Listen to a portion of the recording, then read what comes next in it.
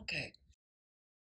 We had talked quite a bit about n, the principal quantum number, and L, the angular momentum quantum number, but I had just got through mentioning the magnetic quantum m sub L. I did say that it tells you about the orientation of an orbital in space. Which direction is it pointing, right? I did mention also that it could be an integer value from minus L to positive L. So it's based on the previous quantum number. And there's the nice example that if L is 1, then m sub L can be -1, 0, or +1. The spin quantum number, as I said, can only be +0.5 or -0.5, which we commonly call spin up and spin down.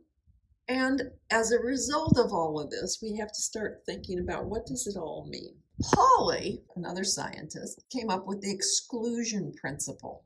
And that is that no two electrons in an atom can have the same set of quantum numbers. Okay, nobody gets exactly the same address.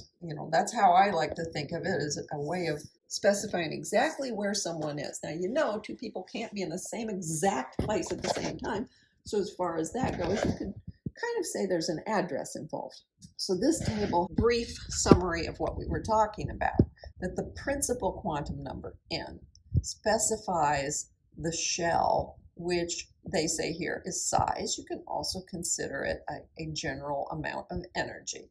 The orbital angular quantum number, the momentum, azimuthal. Okay, they've got so many names for this. L starts at 0 and can run up to 1 less than the number n. We tend to call them by letters instead of numbers. The physics people like to use the numbers, but I think we have enough numbers already. And it will tell you about the shape. The magnetic quantum number, m sub L, I put the L there to remind you it depends on L, runs from a negative L up to a positive L. And it tells you about the individual orbitals within those subshells, which can also be referred to as the orientation. Which direction in space are they pointing? I've already said something looks like doorknobs, or the doorknobs like this, or this, or this. And the spin magnetic quantum number only has two possibilities. It's either up or down, +0.5 or -0.5. So that's just a summary of all that. And then I've got a star on here. I'm going to start talking about how these things build up in here, because we said every one of these has to have a unique set of quantum numbers. Well, what did I mean? I meant the electrons within the atom have unique sets of quantum numbers. Now, I know hydrogen is simple because it has only one electron. Helium has 2 electrons.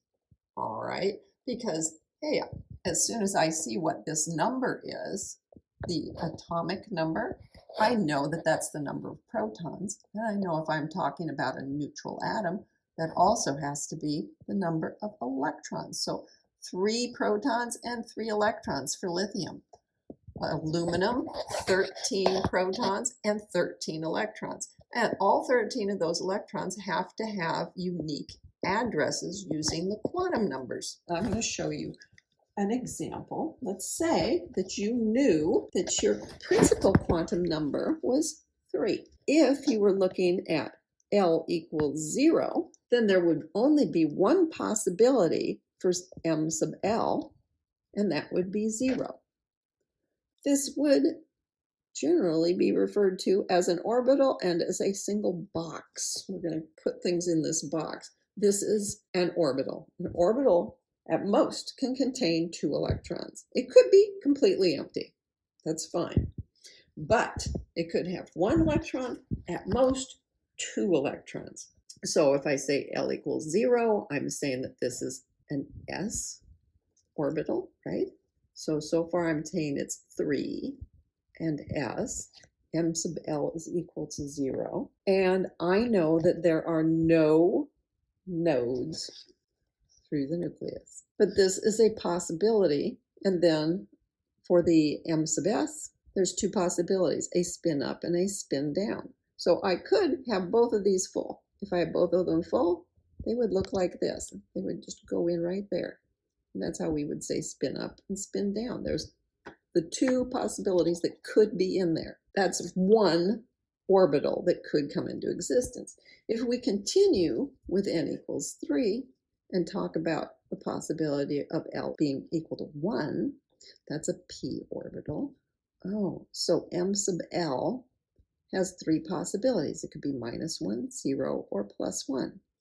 That means I have three boxes, each of which could hold up to 2 electrons.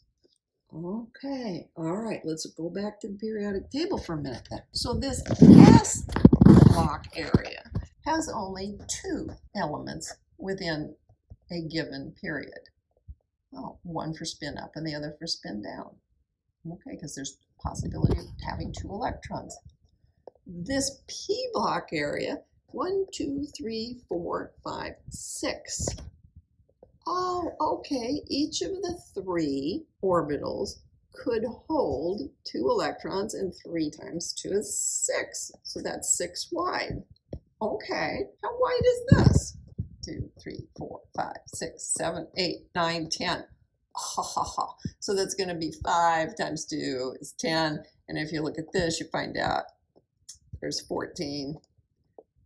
And you're like, oh, okay. And 14 is 2 times 7. So the 1, 3, 5, 7 turns into 2, 6, 10, and 14. Okay, this is a lot, right? So I can hold up to 6 electrons in here, in these 3 orbitals. And in each one of them, one would be spin up and the other would be spin down. And this, we would have one planar node, right? The doorknob with the door between it, right? Okay. If n equals 3, there's one more possibility because L can run up to n minus 1, right? So it could be L equals 2. If L equals 2, that's D block. M sub L could run from -2 up to +2. So then you have 5 different orbitals, and each of them could contain 2 electrons. Spin up, spin down. And these are the ones, most of them look like 4-leaf clovers. Okay? L equals 2. Here's a plane, there's a plane. So if we look at this, and we look at the first 3 of the principal quantum numbers, n, L, and m sub L, these will tell you the number of orbitals. And then the fact that each orbital can contain as many as 2 will tell you how many electrons there could be. Now, here's an interesting thing, just sort of almost numerology. If you take n and you square it, that's also going to be the total number of orbitals. That seems a little odd. Well, okay, let's just think about it. If we have n equals 1, then L could only be 0, and m sub L could only be 0, and that means that there's exactly 1 orbital. 1 squared is 1. If we have n equals 2, then n squared is 4. L could be 0, which would give only m sub L equals 0, and that'd be 1 orbital. But it could also be L equals 1, right? Because that's 1 less than the n value. And m sub L could run from -1 up to +1, and that's 3 orbitals. Altogether, that's 4. Oh, how sneaky is that? And if you go through and you do it for n equals 3, you'll see that you'll end up with 9 possibilities. It actually does work. It seems a little strange, but there it is. It does work. Let's go ahead and do n equals 3. So you would have 3 possibilities, right? L equals 0. M sub L can only be 0. That's only 1. L equals 1. M sub L has 3 possibilities. And then L equals 2. M sub L has 5 possibilities. 1 plus 3 plus 5. By golly, that's 9, all right. N squared. So it's a very interesting thing. And then if you just double that number, you'll find out how many electrons it's possible to have. There's 2 possible, and that's all that could be in level 1. That leads us to the type of problem you might have. So star 11 is doing these 5 different problems. And the question is, if you have these combinations of quantum numbers, which of them are actually something that is allowed? We had some little rules where we would refer to the previous one, okay? Now we can just look through and start saying yes or no to these, but we have to justify why, right? So here's A. N equal to 1. Yes, absolutely n could be equal to 1, right? It said L could run from 0 up to 1 minus n, right? So, okay, 1 less than n. Well, 0 fits into that. Okay, so this is okay. So far, this one's holding up fine.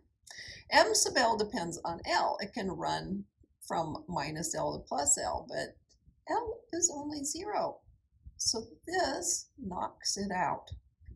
So for A, we find out that M sub L is not okay. This is not a possibility. Let's look at B. N is listed as 3. Well, that's perfectly fine. L is 2. That is 1 less than N, so that's fine. It could also be 0 or 1, and that would be okay. But they're talking 2 right now. So yes, so far so good. M sub L runs from negative L to positive L. Negative 2. Okay, that's negative the value that we have right now. So that's okay. And then M sub S can only be one of two things, plus or minus a half. It's a plus a half. B is fine. B is a good set. Yes, these are acceptable quantum numbers. Let's look at C. C, they're starting with n equals 2. Okay, that's fine. Then they go to L, and they say L is 2. Oh, no, that will not work because it can only go up to 1 less than n. So this one's no good. In fact, there are 2 reasons why this one's no good. Because they also are proposing that M sub S be 0, and that is also not allowed. So C actually has 2 things wrong with it. L is not okay. It's too big. And also, the M sub S cannot be 0.